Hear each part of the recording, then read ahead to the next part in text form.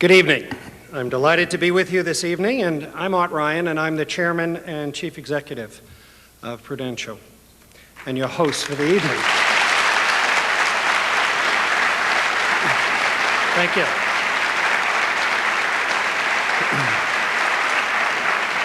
I'm delighted to welcome all of you to this, the second annual Prudential Spirit of Community Awards celebration. I'm particularly pleased to welcome our special guest tonight, our 1997 state honorees. I'm also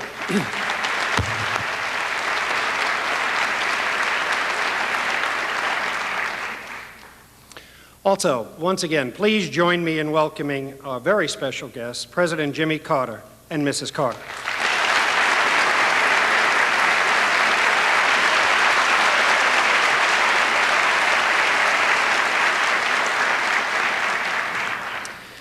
It's great to finally have the opportunity to meet our distinguished honorees in person. Every single one of you have made a difference in your communities, and you should indeed be very proud of that. I'm delighted you were able to accept Prudential's invitation to come to Washington, the capital of the American community, so that we could have the honor of recognizing your accomplishments. In my lifetime, I've had the opportunity to move around a lot, lived in several places. And I've come to believe that communities are only as good as the people who live in them. Communities aren't created by developers or zoning boards. They are formed by human links and the emotional ties among friends and neighbors. In order to thrive, a community needs to have at its heart a core of energetic and dedicated people. A real community is more than the town or city. It's a group of people who share goals and work together to achieve them. And young people like yourself know how true this is, and you've done something about it. And it makes you so special to us, particularly at a time where we see less involvement in our communities in America. The simple fact is, people are not as involved. Maybe it's the fast-paced lifestyle, easy mobility, endless entertainment, whatever the reason. It has become more difficult. So the need for people like you has never been greater, and that's why we created this award. We and our partner in this effort, the National Association of Secondary School Principals, wanted to do something to help rekindle America's community spirit. And what better place to start than with young people? After all, you are the leaders of tomorrow. And one of the best ways to motivate all young people across this country is by showing them examples of other young people who have taken the time to get involved in their community. Each of you have demonstrated incredible initiative and leadership.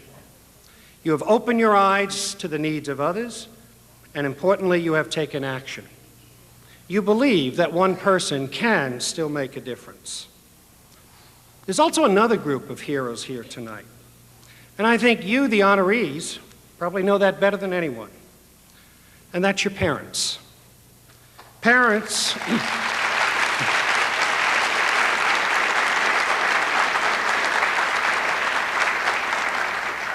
and interestingly, as parents are supposed to serve a role model, in talking to you before you came to Washington, you told us that.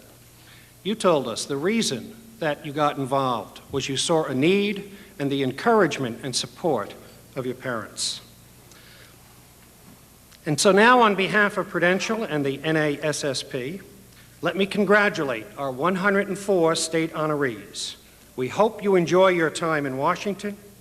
You certainly deserve it. More important, we hope this program will convey the importance of what each of you do. The setting of our evening is one of our nation's great treasures. The director of the National Museum of Natural History, Robert Fry, is here tonight to extend a personal welcome to all of you on behalf of the Smithsonian Institution. Ladies and gentlemen, please welcome Mr. Robert Fry.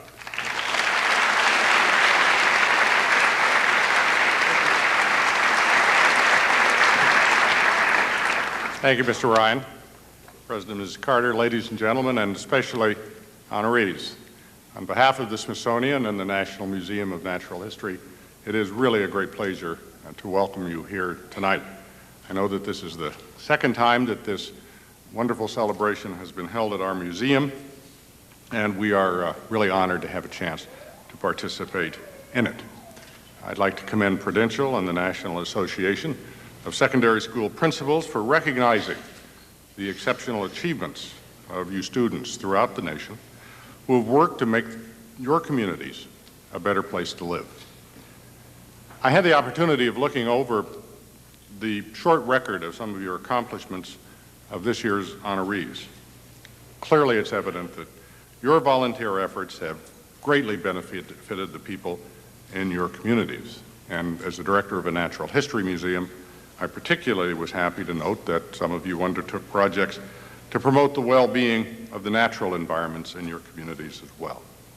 I'd like to salute all of you for a job well done. And one last thing. Museums are places where you're supposed to have fun. And you're going to be in one of the best places in the museum at the reception, the Dinosaur Hall. So in addition to a very sincere welcome from me and my colleagues at the Smithsonian, let me wish you a very fun evening. Thank you very much.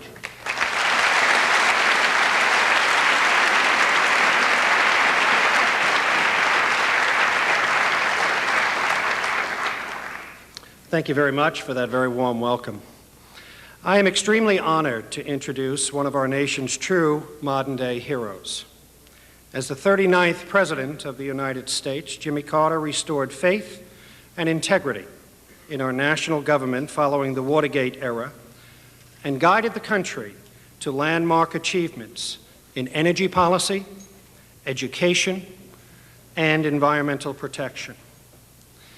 Perhaps even more important, he had a major impact on world peace and stability with breakthrough initiatives such as the Camp David Accords between Egypt and Israel, the SALT II Arms Treaty with the Soviet Union, and the opening of diplomatic relations with the People's Republic of China. Since leaving the White House, President Carter has been the most active and effective former president in our history. Through the Carter Center, a nonpartisan public policy organization that he founded in 1982 with his wife Rosalind, he has made a unique contribution to ending armed conflicts, promoting democratic elections, battling hunger and disease, and safeguarding human rights around the world. And he rarely sleeps at night, I would believe, to do all of those things. President and Mrs. Carter are also active volunteers for a number of important causes.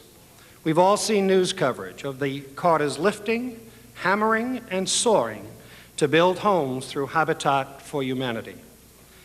Clearly, President Carter is a man deeply committed to the concept of community, of neighbor helping neighbor.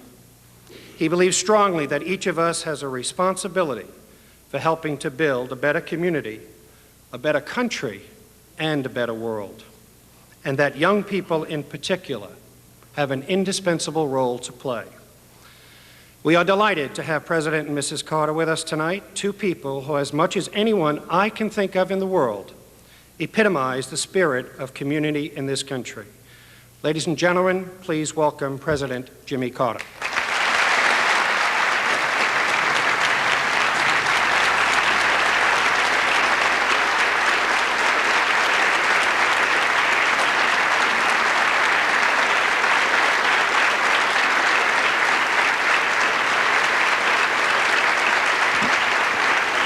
Thank you very much.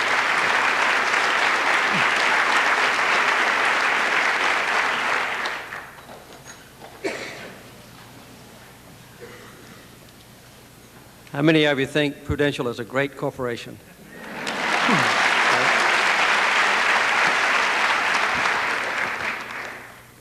How many of you think that if there is a national award to corporations for having outstanding programs in voluntarism, that Prudential should win the top award?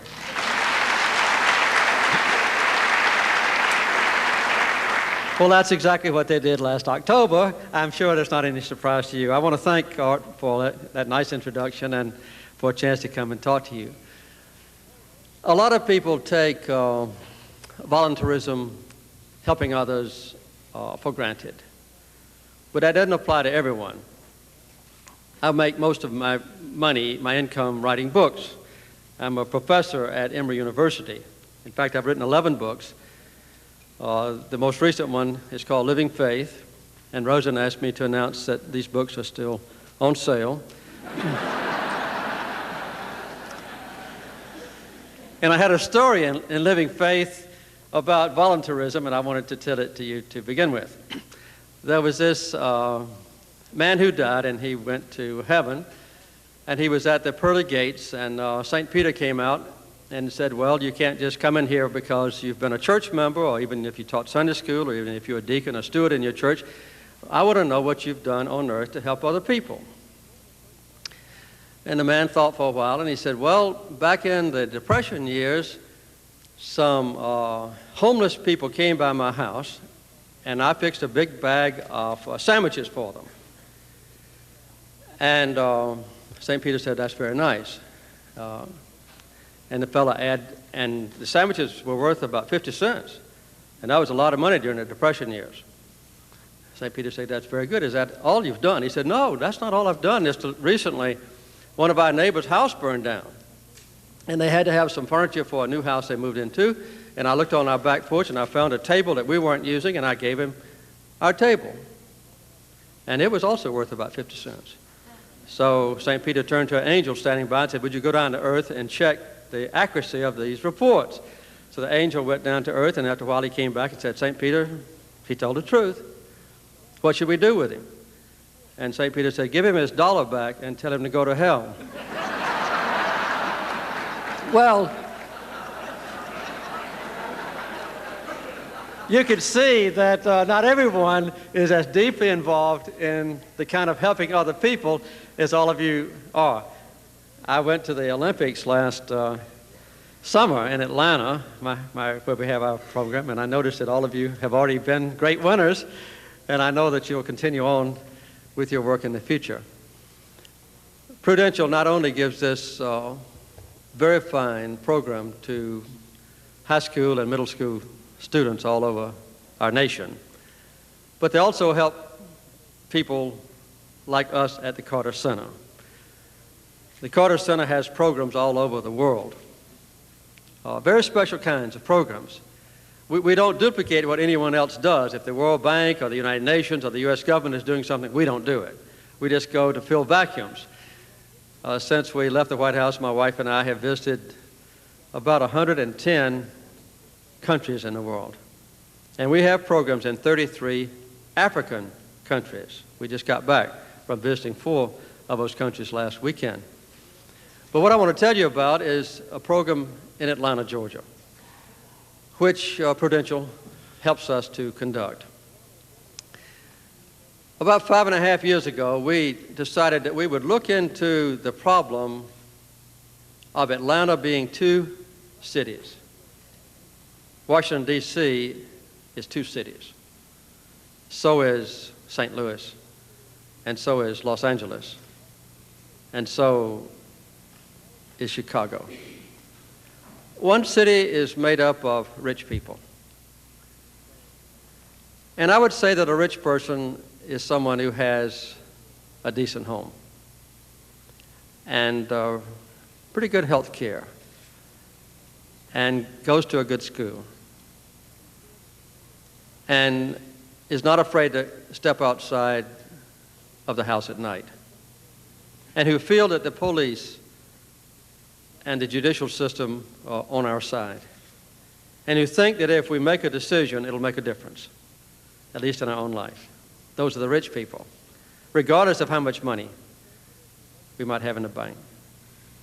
But we have a lot of neighbors who live just across, maybe just a few blocks away, who don't have any of those things.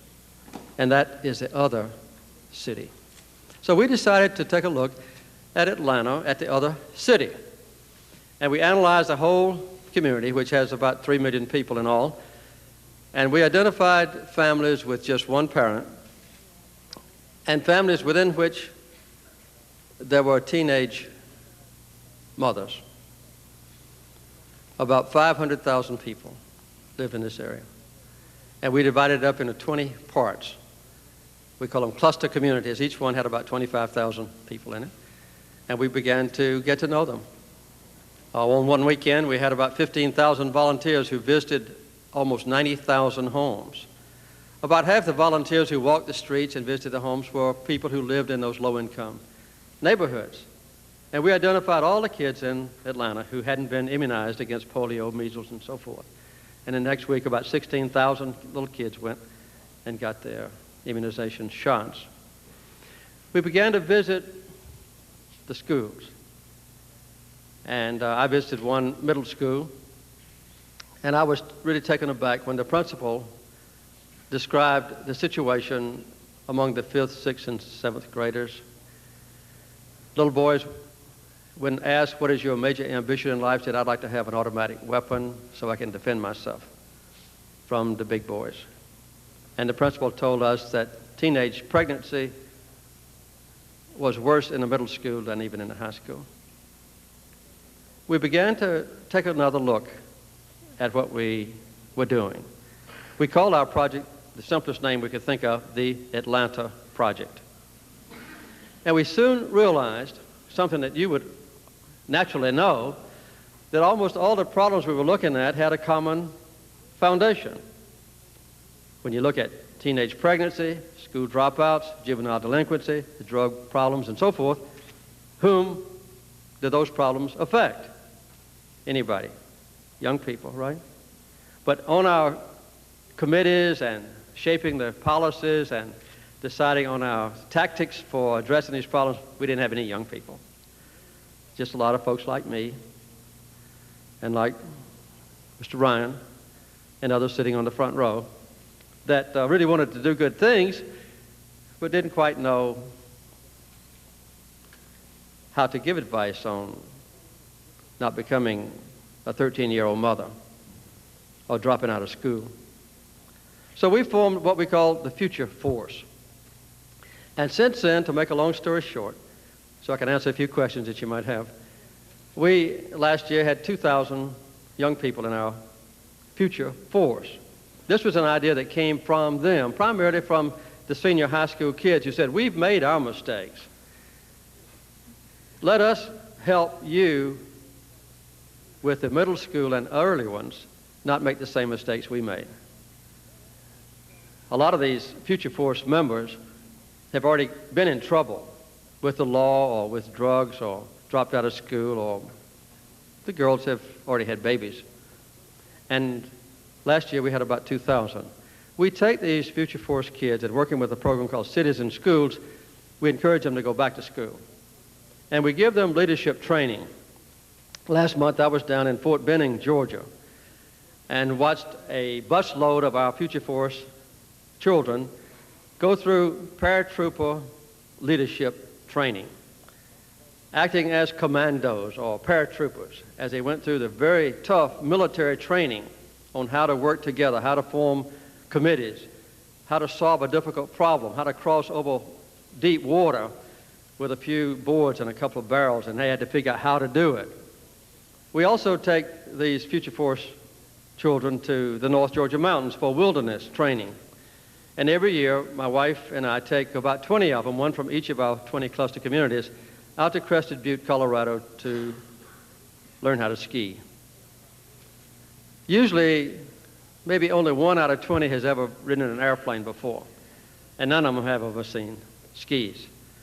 But they are remarkable leaders. And we get to know them and appreciate them, and the group that goes with us get to become acquainted with these wonderful young children who might have been given up for lost had it not been for help from people like Prudential, who help us finance the program. And they also help us with a program called the America Project. We invite people from all over America to come down to Atlanta to see what we have done and to learn from our mistakes and from some of our successes so they can do the same thing back home. We've had delegations from more than 300 American cities come down to Atlanta to share with us what we've done in the Atlanta Project. It's a very nice program. It was mentioned earlier that Rosa and I also work as volunteers on our own. Every year we go somewhere and help build a house. I've looked at some of the things that were done by you, and I know that many of you are involved in Habitat for Humanity. We have Habitat for Humanity projects in about 400 U.S. colleges and universities and in several hundred high schools, where young people your age get together and identify an empty lot and a family who has never had a decent home, and then on the weekends or in the afternoons after school, build a house. We will now, this year will be our 14th year, and we'll go into 8 little villages in the Appalachian region of West Virginia, of Kentucky and northern Tennessee, and we'll build in 4.5 days 50 homes, working side by side with people that have never had a decent home before. There are literally thousands of ways that volunteers can help other people. And I would guess that there are 104 different ways that you could describe to me in a few minutes, if we had time, that you yourselves have initiated. The last thing I want to say is that this kind of work is not a sacrifice. It's one of the most wonderful, gratifying experiences of life, to reach out to people we would never have known before, and to try to have one Atlanta or one Washington, D.C., or one Los Angeles or one New York, where people who have never been rich get to be friends with those of us who have been blessed in every possible way.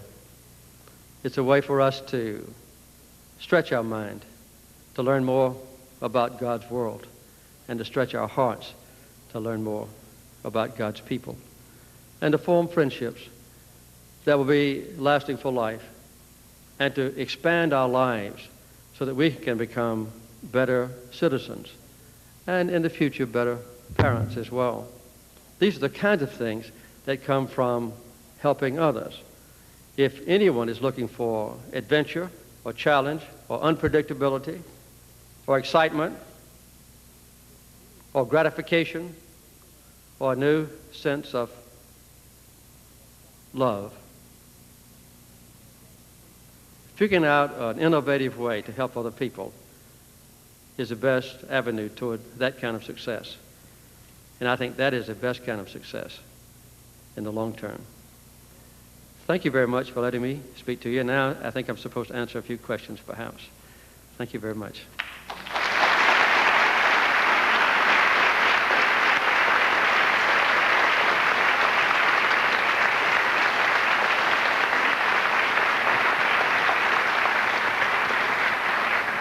Okay. I'm Ann Patton Nelson from Alabama. President Carter, of all the problems facing our country today, which one do you feel poses the greatest threat, and what can we do about it? I really believe that the greatest threat is the one that I described just a few minutes ago, the increasing division of our country between those of us who have almost everything we want and the kind of a forgotten, ignored, suffering, alienated, despairing group of Americans who have basically lost hope. This is something that I observed when I was a child. I grew up in Plains, Georgia, a little town that had about 600 people then, in the midst of very rigid racial segregation, where black kids and white kids were kept apart, except that we played together and went fishing together, worked in the same field, but when we went to the theater, or when we went to church, or when we went to school, we were kept apart. I would say that our country is becoming segregated all over again, not based on race, but based on economic status.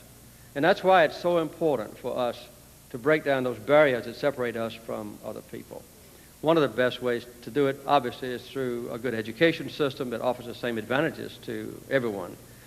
Still, there is a sense among the most destitute families that the police are really not there to protect them, but to protect the folks that have a lot. And they feel that when they go to court, they won't be treated as fairly as a child, same age, from a more affluent neighborhood. So I think that's the greatest challenge to our country. And last Sunday, a week ago today, I was in Philadelphia with my wife at the President's Summit. All of us presidents sponsored this summit on voluntarism. And I think the wisdom of it is that it helps us break down those barriers between us and them. And we find out that they are just as intelligent and just as ambitious, and their family values are just as good as ours, if they're just given a chance. Thank you.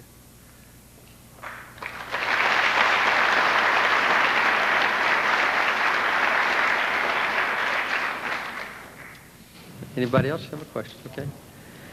Andre Bollier from Hawaii. How Where do you where you think from? Hawaii? Hawaii. Hawaii. How do you think that being involved in volunteering has changed your life?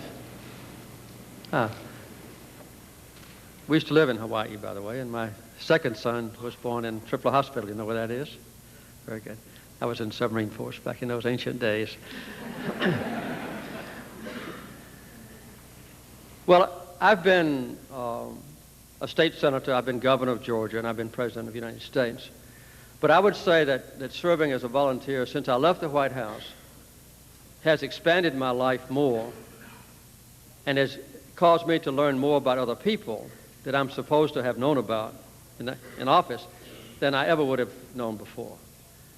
And we really look forward now to our annual building of a house, for instance, with Habitat. And when we go into the low-income areas of Atlanta, or when we go out to Crested Butte and ski side by side with kids who have never had very many advantages in life, that I think has given me a deeper insight into my own responsibilities as a human being. It also ties in very closely with what Rosen and I do through the Carter Center in our projects around the world. We see nations that have never known freedom, and we see nations that have never known peace. We just returned recently from Sudan, a country that has had an uninterrupted war for 14 years, except that we negotiated a ceasefire a couple of years ago for just 6 months. More than 1.5 million people have been killed in Sudan. And I didn't have a chance to go to Sudan when I was president, but I have a chance to go there often now, and to go to Uganda, and to Nigeria, and to Liberia, and to Haiti, and to Guyana, countries that suffer the most abject poverty and deprivation and fear, but are finally finding a respect for human rights and a respect for freedom. Many of them are now able to elect their own leaders, and the leaders are accountable to them. So I would say that being a volunteer in that respect also has given me more of an appreciation for my country and the privileges of American citizenship, which we often just take for granted. And it's given me a new awareness of the meaning of compassion and love. And it's made me realize that being equal to other people and not superior to them is very important. If we go in as big shot, know-it-all, Christians or white people or Americans, it tends to drive away the very folks that we want to get to know and to help. And we learn a lot from them. So that's what volunteerism has meant to me, just getting to know about other people, and also I've learned a lot about myself.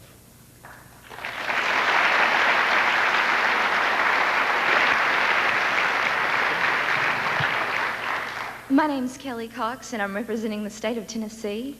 President Carter, when you were in high school, what sorts of community service projects did you donate your time to? Okay.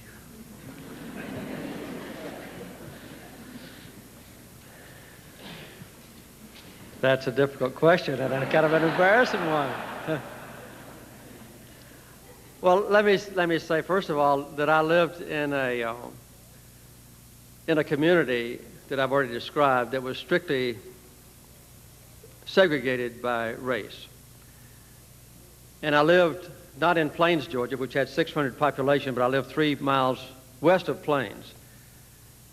And ours was the only white family who lived there. All the other people around were African Americans.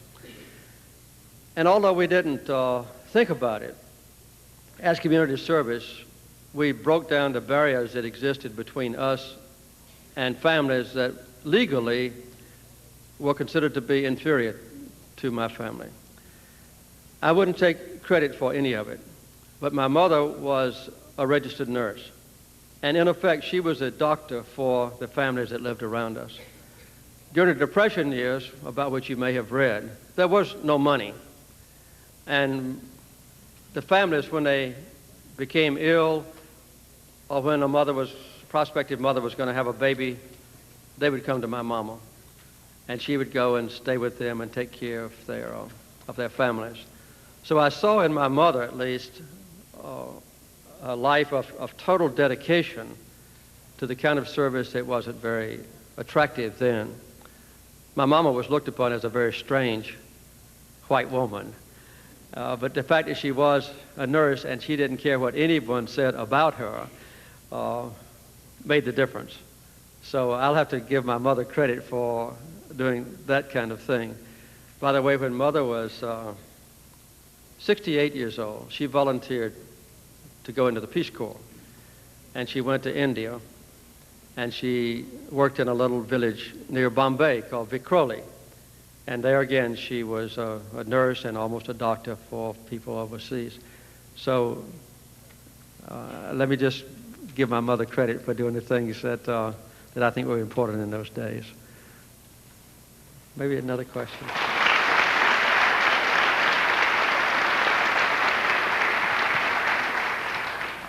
Hello, Mr. President. My name is Alyssa Tippett, and I'm from Idaho. My question is, what was it that first motivated and inspired you to go from being a small-town community leader in Plains, Georgia, to being a global leader? Okay. Well, if anyone had asked me when I was your age, what do you want to do with your life, I only had one answer, and that was I wanted to go to the U.S. Naval Academy and become a naval officer and to devote my life to that pursuit.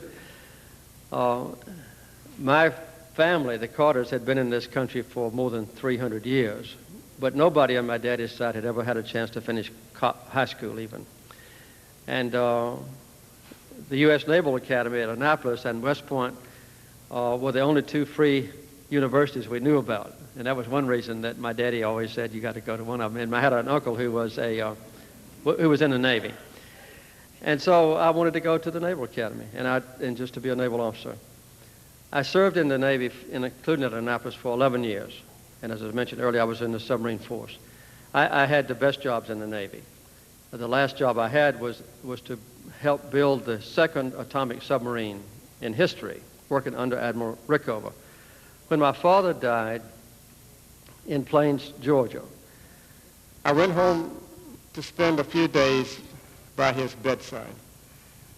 And I saw the outpouring of love and appreciation for what he meant in that little tiny community. The farmers and merchants and widows and others came to our door, and I had been away from home for a long time. And they just told me, Jimmy, I want you to know what your daddy meant to me.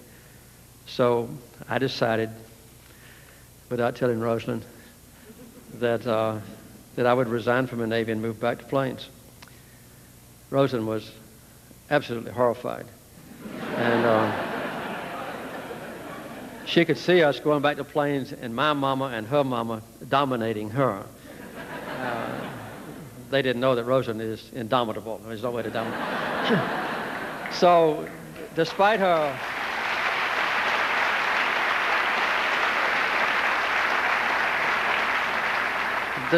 anger and her tears, I resigned from the Navy. We had 3 little boys, and we were working in Schenectady, New York. And we drove from Schenectady to Plains. And the only words spoken in our car were our 3 little boys in the back seat. But when we got home, we got immersed in all kinds of things. I became a member of the county's Board of Education. And then I became the chairman of the Board of Education. This was during the segregation, integration, civil rights days. And I became a top officer in the Plains Lions Club. And I was in charge of things all over the state, and eventually I ran for state senate just to protect the public school system. And I won finally. And then as a state senator, I decided I would run for higher office, and I was elected governor. And when I had been governor almost 2 years, I decided I would be president. And, and so I was elected president. But that was a kind of a progression of what happened in my life. Every time I had a success, sometimes a setback, I just tried to figure out what talents I had, what ability I had, and what opportunities I had. And I always set very high goals, and I never would give up. And then sometimes I was successful, sometimes I wasn't. Now that I'm involuntarily retired from the White House, we found another career, Rose and I have, at the Carter Center. And one thing is we reach out very wonderful corporations to be side by side with us. And everything I told you about the Atlanta project, Prudential is part of it. So, you know, we value this friendship as well. But that's why I decided to do things that I thought would put the best use to what I was able to do. Good evening, Mr. President. Hi. My name is Haven Scoggin, and so many people in my group wanted to ask you this question that I was finally selected through the very democratic process of flipping a coin. And so, here's our question. All of the nominees this evening have accomplished many things. What has been one of your most fulfilling moments throughout all of your years of service? I would guess getting Rosen to agree to marry me would be, you know, pretty high. When I was a midshipman and Rosen came up during the presidential holiday, I think it was Lincoln's birthday, and I asked her to marry me, she said no. So I kept persisting, and she finally said yes, so we got married. But I think of the things that I've done in public office, which I guess is what you mean, the most notable things, I think, were when we elevated human rights to be the capstone or the foundation of our foreign policy. And all the time I was in the White House, never did a foreign leader come to visit me or vice versa that they didn't know that human rights would be on the agenda. And if they were putting people in jail without charge, or if they were torturing people in jail or executing people who hadn't committed any violent crime, they knew that I would bring this up to them. And it was people made fun of it as being too naive and kind of foolish to put human rights at a very high level. But I maintained that policy. Every ambassador we have had in all the world was my personal human rights representative. Every embassy in which our ambassador lived was a haven for those who suffered from human rights abuses. And so this became kind of a capstone or foundation for our policy. And it was out of that human rights policy that we were able to work for peace. I never sent troops into combat all the time I was in the White House. And when people did suffer from war, we tried to mediate. Sometimes I did personally, like we went to Camp David with the Egyptians and Israelis and negotiated a treaty later that has lasted now for almost 18 years, and not one word has been violated. So I would say human rights and peace were the two things that make me most proud. And then since we left the White House, I think the things that I described earlier, where we try to break down, barriers between us and them, and reach out to people who are kind of full on and ignored. Those are some of the things that I think are very important.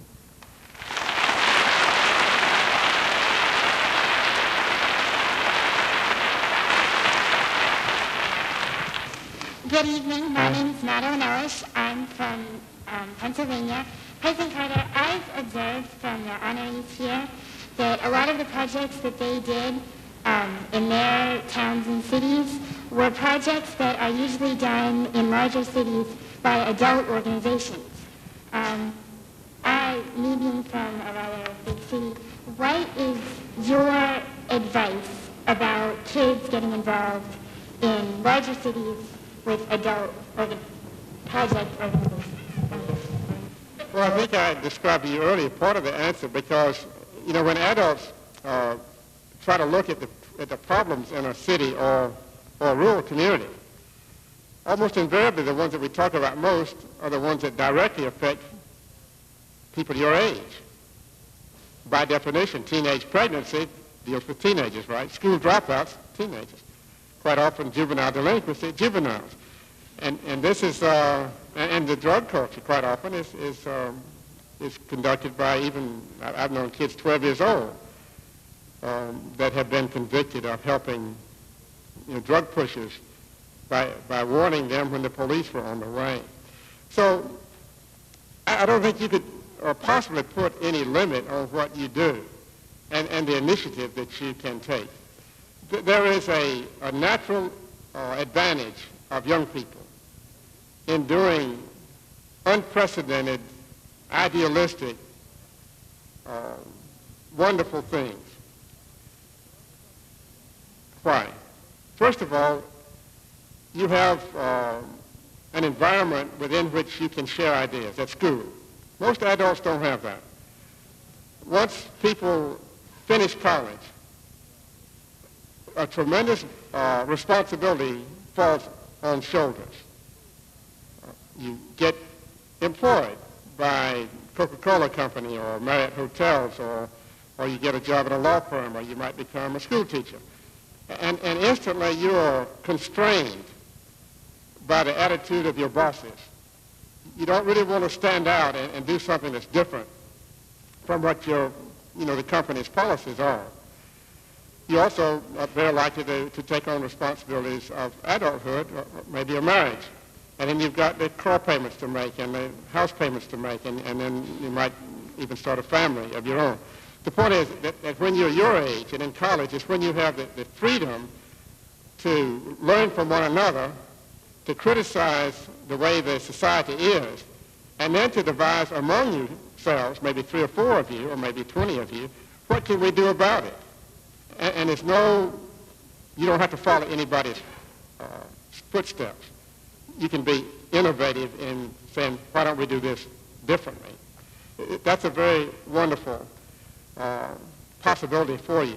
Another thing is that if a young person takes an active role, say in major governmental decisions, or a group of students, when I was in the White House or when I was in the governor's office, if I got a letter signed by 10 high school kids, it was immediately very important to me. If I got a letter signed by 100 adults, I would probably suspect that it was orchestrated by a lobbyist, who wanted to get something special for a certain group that the lobbyist represented and who paid the lobbyist's salary. But if I got a letter from 10 high school kids, that was a kind of an earth-shaking thing for me, say, as a governor or as a president, because I knew that the high school children were the ones that knew what was going on in the community. So I would guess that you couldn't possibly be too ambitious in trying out things that could change your community for the better. And they don't have to be big things. They can be very simple things. I don't know how many of you maybe go to church or synagogue or go to a mosque. I heard about a very simple project, for instance, down in Albany, Georgia, which is about 35 miles south of my home. The young folks got together and bought a telephone dialing apparatus. I don't know exactly what it is. And you can feed into this electronic device maybe 50 telephone numbers. And every morning at 8 o'clock, the telephone dials, say 50, older people, mostly widows. If the telephone answers, that's the end of it. If the telephone doesn't answer, it sets off a little alarm. And somebody goes to that house to see why didn't Mrs. Jones answer the phone. There's something wrong with her. And that gives 50 older people in Albany every morning a genuine feeling that somebody cares about them. You see, the simple things that take a little bright idea are the kind that would naturally appeal to citizens of our country your age. So don't put any limit on what you do. And I think you'll find that when you try something, that you immediately will become able to get what adult support you need. If you don't, you can let the president of Prudential know, or you can let me know, and we'll try to get some help. I remember, one other thing, I remember that there was a village up in New York State that was just an ordinary village, and one person decided that she would pick up the trash along the highway. And every afternoon, she would go out by herself and pick up the trash and put it in a bag. And at first, a lot of people made fun of her. But she kept on at it. And eventually, the Girl Scouts joined in, and the Boy Scouts joined in, and the Rotary Club joined in, and the Kiwanis joined in, and the Lions Club joined in. And now that's probably one of the most impeccably clean communities in our nation. Or you could just take 1/2 mile of a dirty road or street and get 2 or 3 young people to help you and just pick up the trash, maybe every Saturday. It would transform the attitude of the people who lived on that street. They would think, we've got some friends we didn't know about. And those children really care about us. And they probably wouldn't throw the trash out anymore.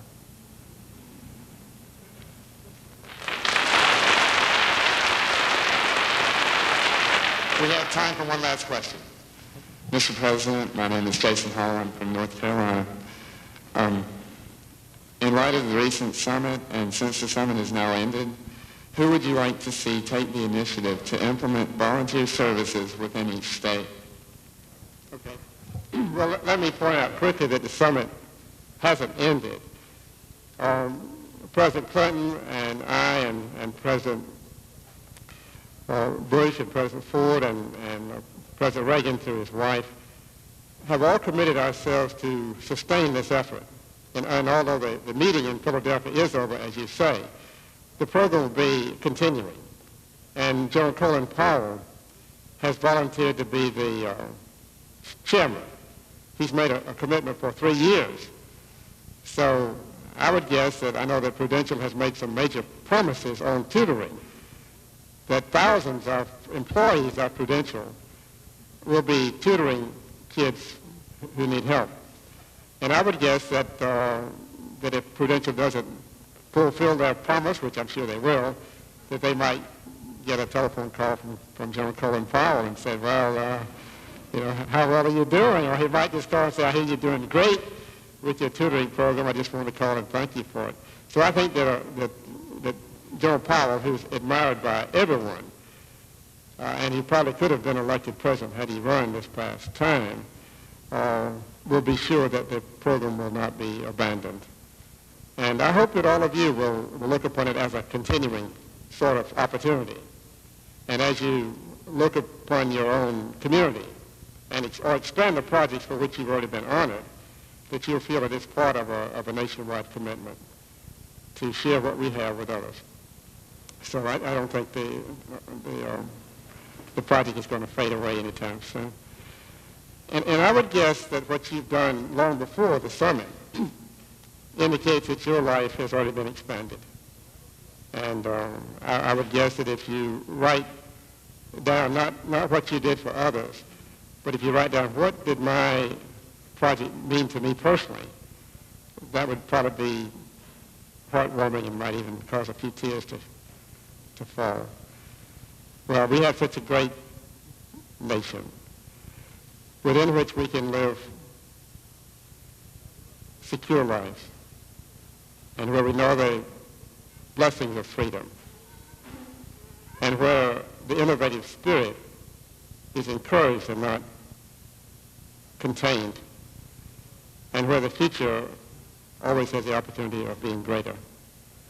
And I think, yes, with leaders like you, already identified for work at this very early age, there's no doubt in my mind that America, the greatest nation on earth, will undoubtedly be even greater in the years to come under your leadership. And I'm very thankful to you.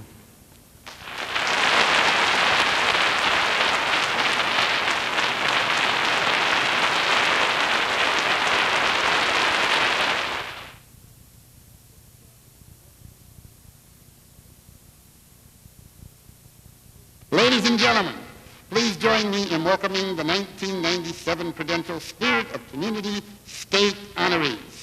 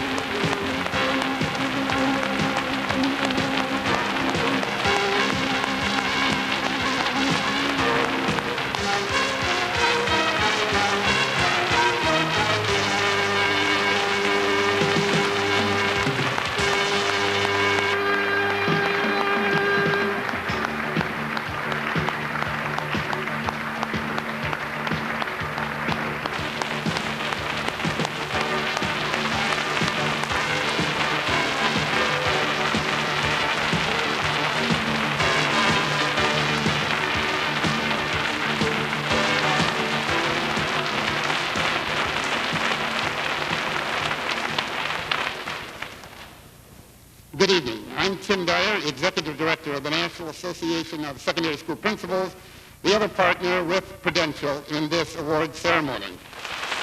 Thank you.